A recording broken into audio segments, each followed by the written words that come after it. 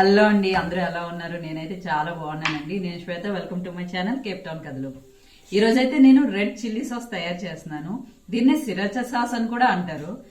ఈ సాస్ అయితే థాయిలాండ్ లో సిరాచా అనే ప్లేస్ లో తయారు చేస్తారంట, అందుకు దీనికి సిరాచా సాస్ అని పేరు వచ్చింది. ఇదైతే నేను కొన్ని మోడిఫికేషన్ చేసి ఇంట్లోనే తయారు చేస్తున్నాను, రెడ్ చిల్లీ సాస్. మీరు కూడా ఈ రెడ్ చిల్లీ సాస్ ట్రై చేసి ఎలాగుందో చెప్పండి. అలాగే నా ఛానల్ని ఎవరైనా సబ్స్క్రైబ్ చేసుకోకపోతే ప్లీజ్ నా ఛానల్ని అయితే సబ్స్క్రైబ్ చేసుకోండి. ఇవైతే నేను రెడ్ చిల్లీస్ తీసుకున్నాను. ఇవైతే కొంచెం కారంగానే ఉన్నాయి. ఈ మిరపకాయలను అయితే నేను 2 ముక్కలుగా కట్ చేసేసుకుంటున్నాను.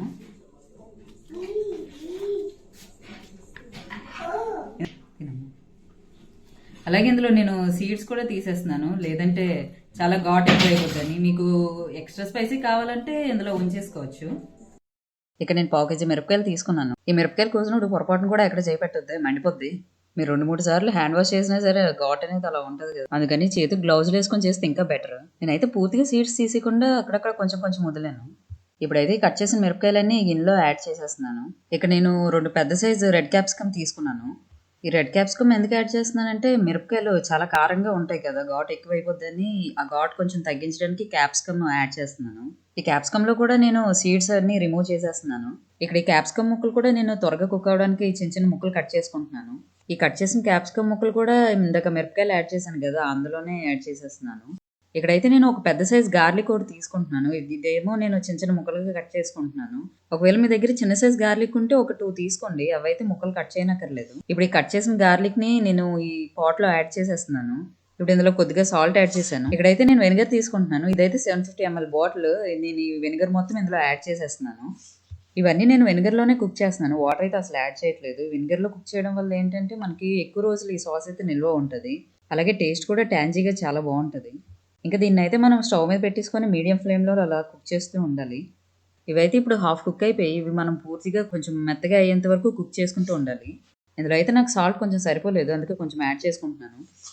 మీకు ఇది కుక్ చేస్తున్నప్పుడు మధ్యలో వెనిగర్ చాలలేదనిపిస్తే కొంచెం కొంచెం వెనిగర్ యాడ్ చేసుకోవచ్చు ఇందులో. నాకైతే ఇప్పుడు ఇది కుక్ అయిపోయింది. ఇప్పుడు ఇదంతా ఇందులో వడకెట్టేస్తున్నాను. ఆ వెనిగర్ స్టాక్ని అయితే పారేయకుండా పక్కన దాచుకోండి, తర్వాత యూజ్ అవుద్ది.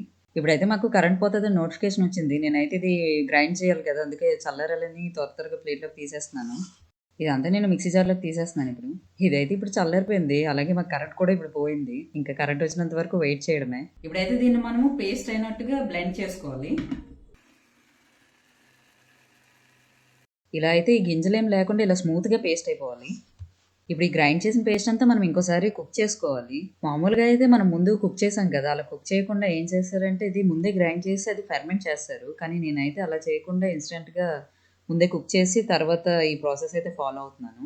ఇక్కడ ఈ పేస్ట్ అయితే చాలా థిక్గా ఉంది కదా, అందుకే ఇందాక మనము ఆ మిగిలిన స్టాక్ ఇప్పుడు యాడ్ చేసుకోవాలి. దానివల్ల అది కొంచెం లూజ్ అవుద్ది. ఈ సాస్ని అయితే మనం ఇలా కలుపుకుంటూ ఉండాలి, లేదంటే కింద అంటుకొని అలా మాడిపోద్ది. నాకైతే ఇది ఇంకా కొంచెం తిగ్గా అనిపించింది. మొత్తం స్టాక్ అంతా యాడ్ చేసాను. ఒకవేళ మీకు దగ్గర ఈ స్టాక్ అంతా అయిపోయి ఇంకా తిగ్గా అనిపించింది అనుకోండి, అప్పుడు కొంచెం వెనిగర్ యాడ్ చేసుకోండి. వాటర్ మాత్రం అసలు యాడ్ చేయొద్దు. ఒక 2-3 ఇయర్స్ బ్యాక్ అయితే మాకు ఇక్కడ కరెంట్ అయితే అస్సలు పోయేది కాదు. మేమైతే మీటర్ చూసారు కదా, అందులో మనము మొబైల్ రీఛార్జ్ చేసినట్టు చేసుకుంటే ఇంకా మనకి కరెంట్ అయితే అసలు పోదు. కానీ ఇప్పుడు ఏంటంటే సౌత్ ఆఫ్రికా మొత్తం ఈ ఎలక్ట్రిసిటీ ప్రాబ్లం ఉంది.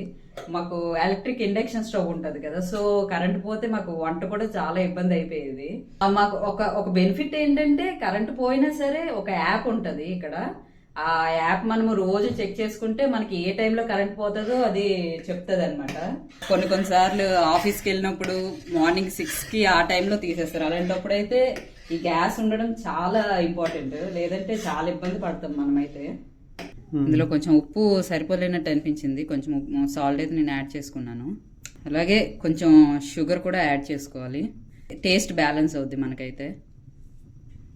ఇప్పుడు దీన్ని బాగా కలుపుకుందాము. మనకైతే మనం ఈ బాయిల్ చేసిన తర్వాత ఇలా నురగలాగా బయటకు వస్తుంది.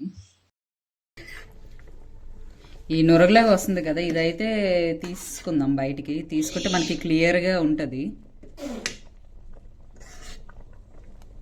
సో ఈ సాస్ అయితే మనం ముందు ఒక 15 మినిట్స్ అవి మిరపకాయలు అవి కుక్ చేసాము. అలాగే ఇప్పుడు ఇంకో 15 మినిట్స్ ఈ సాస్ అంతా కొంచెం చిక్కగా అయ్యేంత వరకు మనము కుక్ చేసుకోవాలి.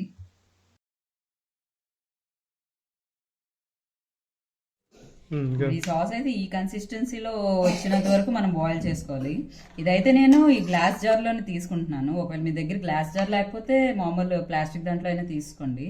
చల్లారాక మాత్రమే వేయండి. నేను కొంచెం వేడిగా ఉంది, గ్లాస్ జార్ కదా, పర్లేదు, వేసేస్తున్నాను.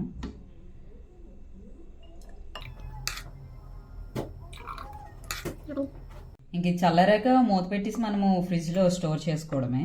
ఇప్పుడైతే మనకి రెడ్ చిల్లీ సిరచా సాస్ అయితే తయారైపోయింది. ఇది మీరు కూడా ఇంట్లో ట్రై చేసి మీకు ఎలా వచ్చిందో నాకు కామెంట్లో అయితే చెప్పండి.